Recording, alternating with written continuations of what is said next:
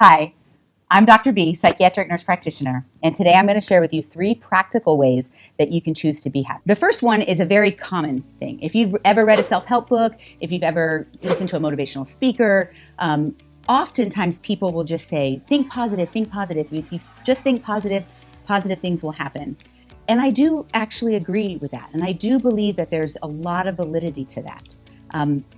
But when you're going through hardship, or when life is difficult, even everyday stressors, if we continue to do that, are we just faking it, or are we suppressing what's really going on in our life?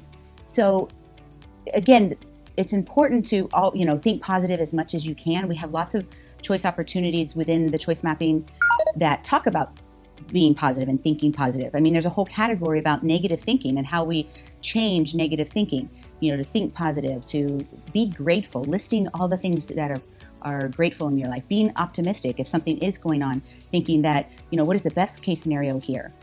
Reframing and rewiring your brain out of those negatives and into the positive. One of the one of my favorite worksheets is developing your personal mantra. And a personal mantra is like this saying that you say to yourself whenever your core connections, things that go deep within you, start to come up, right? So my personal mantra, I'm going to share, it's a little vulnerable, but I'm going to share. So my personal mantra is that I'm sexy, smart, and sassy. So it's important that I start with sexy, and that's because when I was younger, I did not think I was pretty. I thought I was overweight. I thought I was not attractive at all. And so as I became an adult and learned about my self-esteem and knowing that I am beautiful, it was important for me to put sexy in my personal mantra, because to me, sexy is kind of that all around, you got it, right?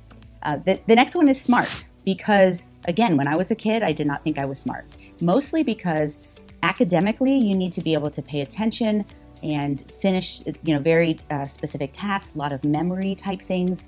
And I realized as an adult, I have a very above average social intelligence, so that I think that counteracts my, the lower maybe academic intelligence. But when I was a kid, that felt like I'm not smart. And so whenever I'm kind of being challenged in myself and I think that I'm not smart enough to do this, I, go through my personal mantra that I am smart. I just have to learn to compensate for my weaknesses.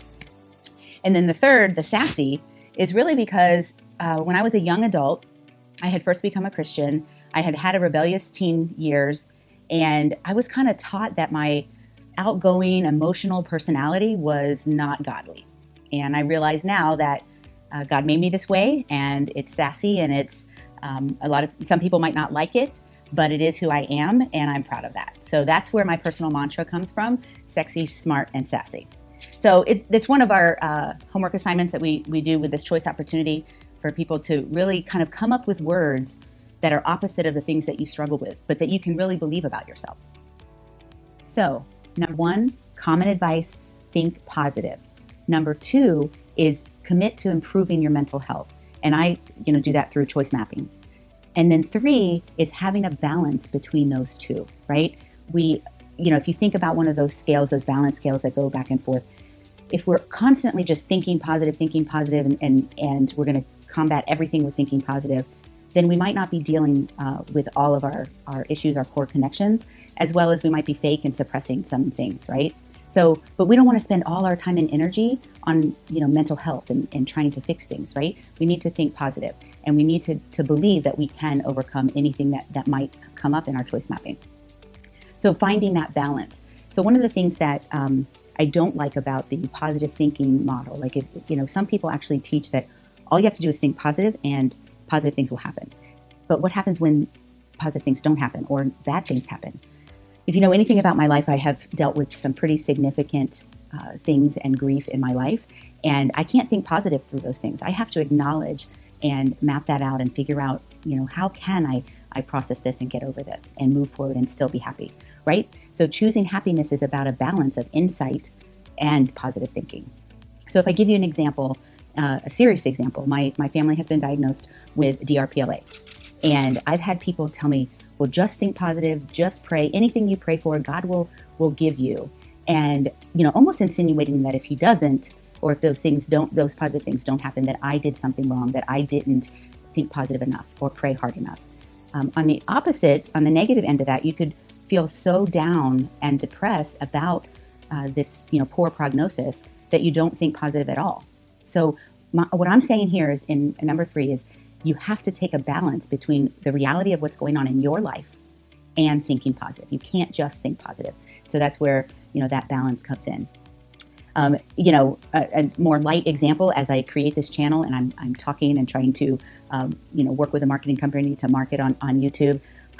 Some people say, well, if you just think positive and believe that you'll be successful, then you will be successful. And then, on the other hand, the negative is like, well, hard work doesn't always equal success. Sometimes it's luck. But, having a balance and a personal vision around that, and that goes back to the choice mapping and creating a personal vision. What do I really want? I want to help people because I believe anybody can do this. If I can figure out how to be happy in the midst of everything that has been going on in my life, then you can too. And so I just encourage you to, figure this out, that yes, you need to think positive, but you also need to use some technique, I prefer choice mapping, to balance that out so that you have insight into the things that are going on and being realistic in what's going on in your life. So those are my 3 practical ways to choose happiness. If you look in the description box below, there's a link for a choice opportunity about choosing happiness. So, download that free copy and also comment, subscribe to my channel. And just remember that you are mentally strong.